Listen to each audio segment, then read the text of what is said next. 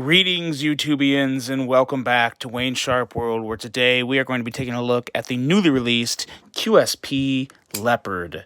Before I go any further in this review, I want to thank you guys for tuning in today. If you like what you see, do me a huge favor, hit that subscribe button, follow along, and I will continue to bring you the content. Now, let's go over some specs on this knife. We have an overall length of 7.25 inches, a blade length at 3.25 inches, cutting edge coming in right at 3 inches, with a blade width of 0.875 inches and a blade thickness of 0.12 inches. We have a blade material of 14C28N, always welcome to see on a budget knife. Love that steel very much. We have a blade style of a spear point with a flat grind and satin finish. All in all, not too bad, a pretty attractive blade in my opinion.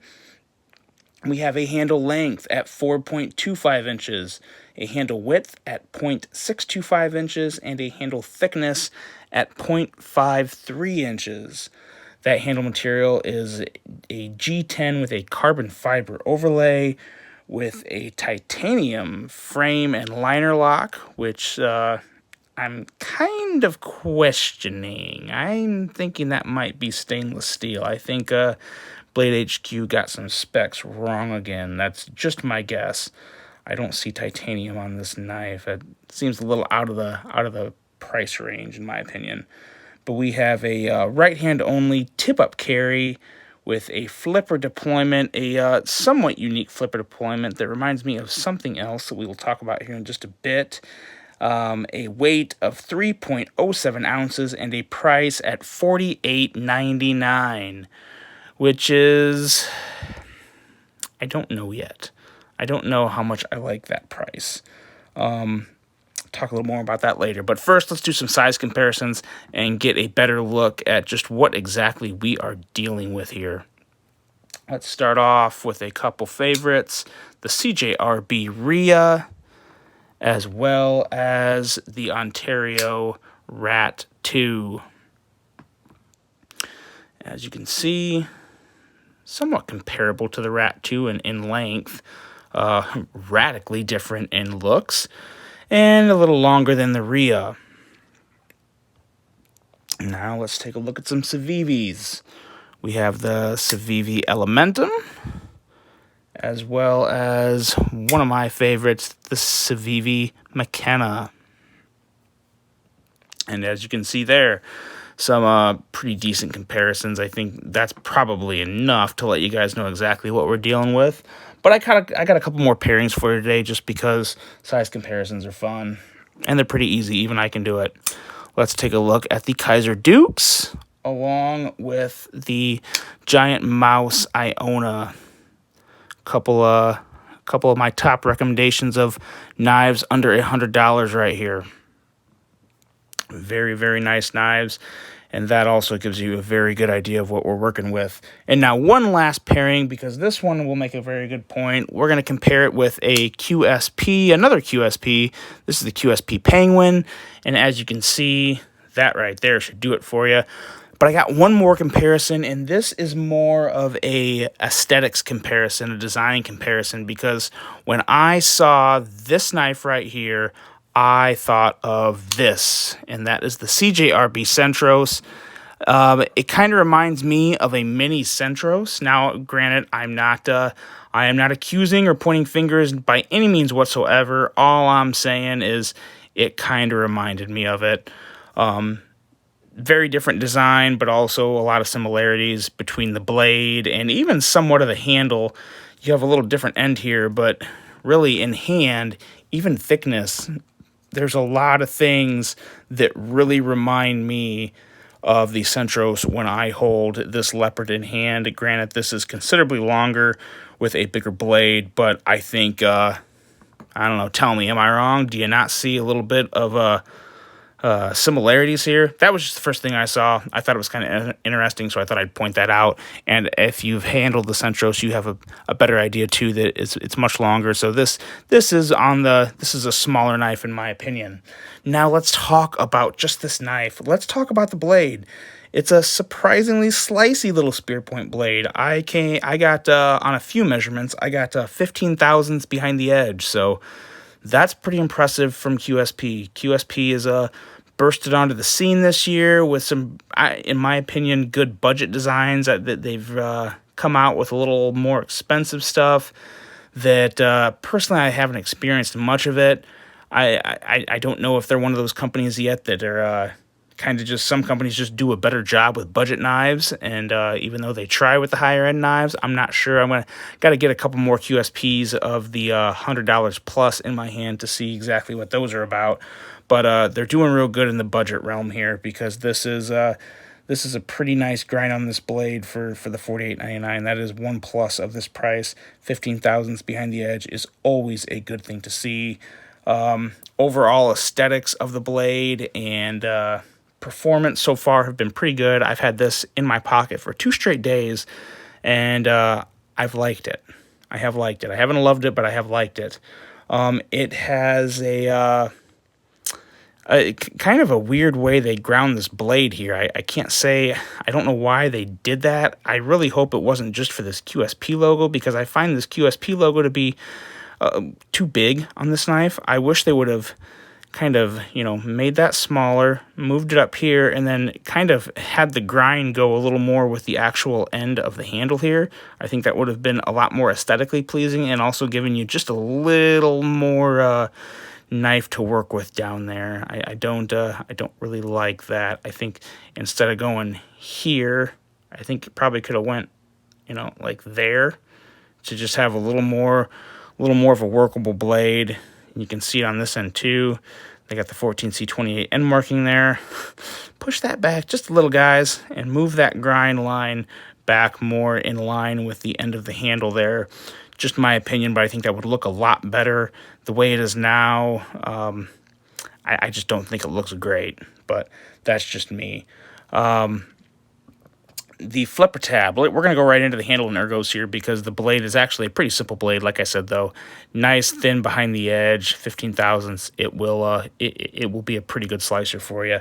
But the flipper tab on this guy is very interesting. It reminds me immediately of the, if you guys are familiar with the Vero Engineering, the Synapse, and I can't remember the other names. I haven't. Those things are like unicorns. I haven't had one in hand yet. I would love to. If you'd like to send me a Vero to check out in hand, I will send back to you with a huge thank you, a sticker, and a magnet, and I'll cover shipping and insurance and all that stuff. Please send one my way. I would love to get one on the review table. I'm very excited to get one of those in hand. But back to this knife, the flipper tab reminds me of that. It's not quite as discreet as the Vero, but it's the same concept. Instead of something sticking out, it's sticking straight up, and it's a flat square with good jimping. It does have good jimping, and it's pretty easy to flip. I've heard a lot of good things about the Vero.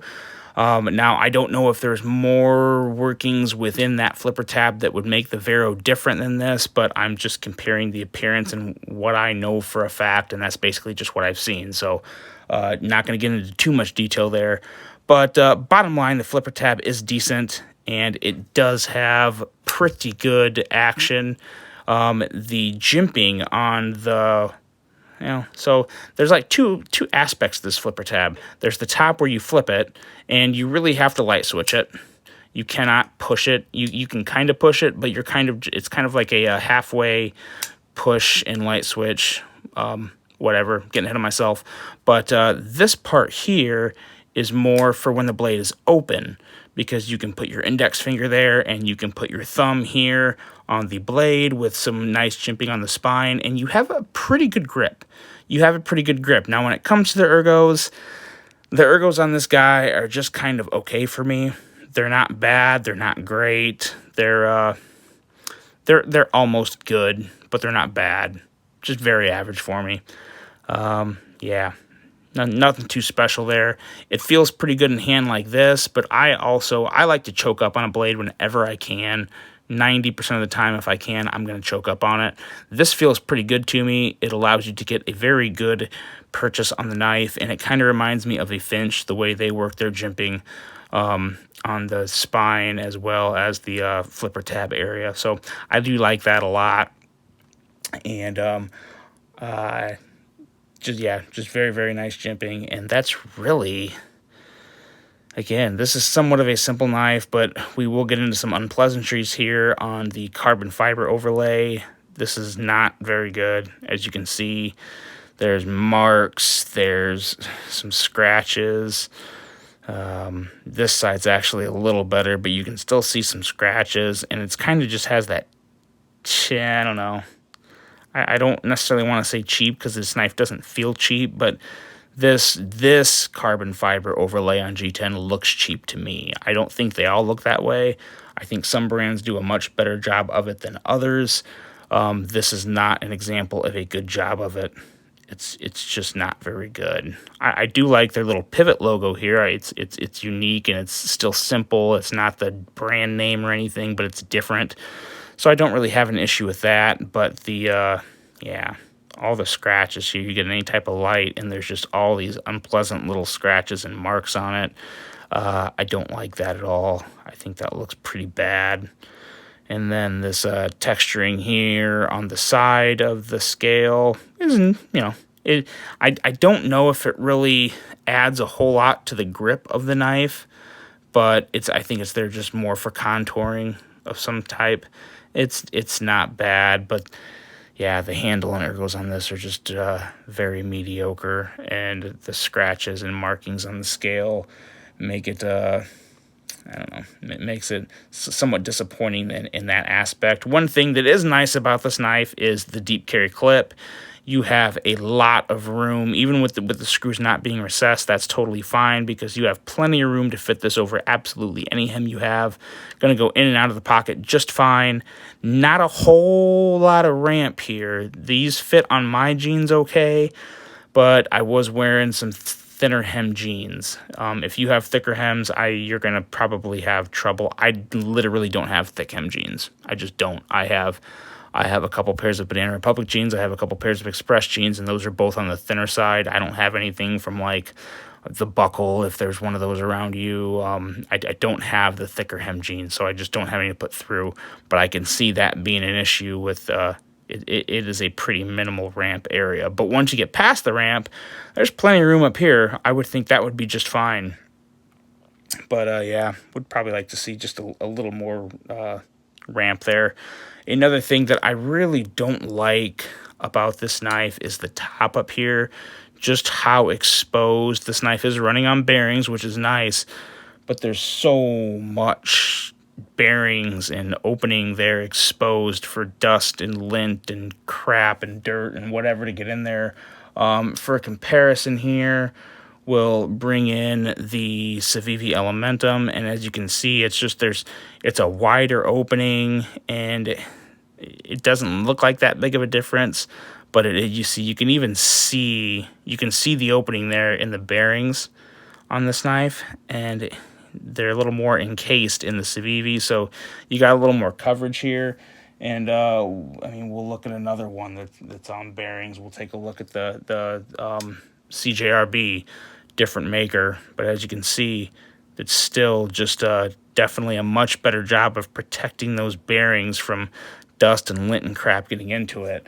Now, that's never been an issue. I've carried this knife for 2 days now. Obviously, 2 days isn't going to tell me a whole lot, but I do wonder about that, on just how that will work long term. That's a little bit of a concern for me. But again, kind of if you have clean pockets, maybe you don't ever need to worry about it. I don't know, but I thought it was worth pointing out. It was a little odd. I haven't seen bearings that exposed on many knives before, and that always kind of makes me a little bit leery.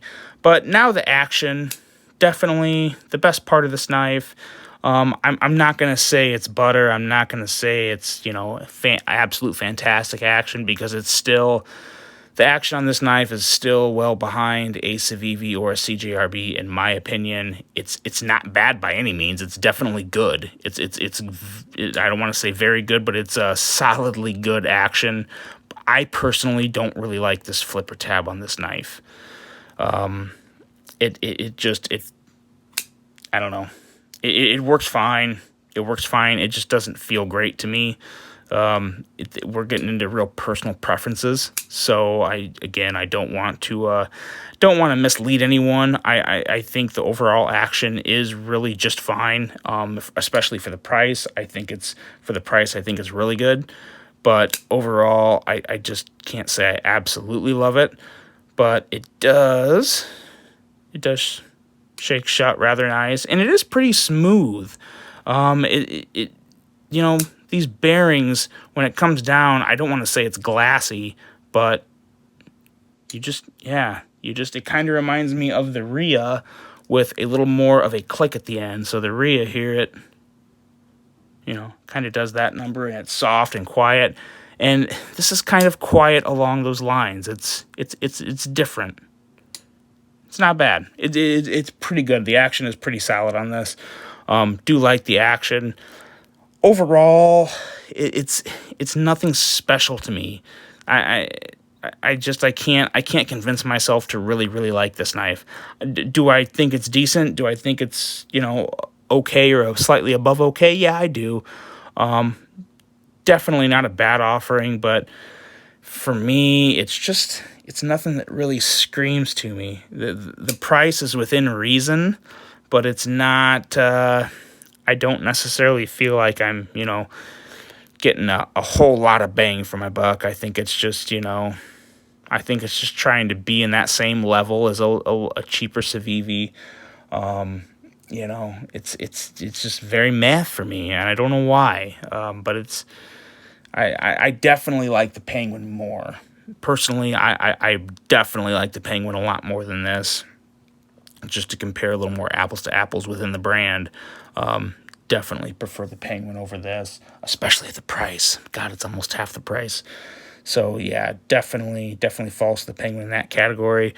But that's kind of what I got on this. Unfortunately, all the reviews can't be shining, but this one isn't bad. Like I said, it's very middle of the road. But that is the QSP Leopard. Let me know, guys, what QSPs have you had in hand? What do you think of the brand?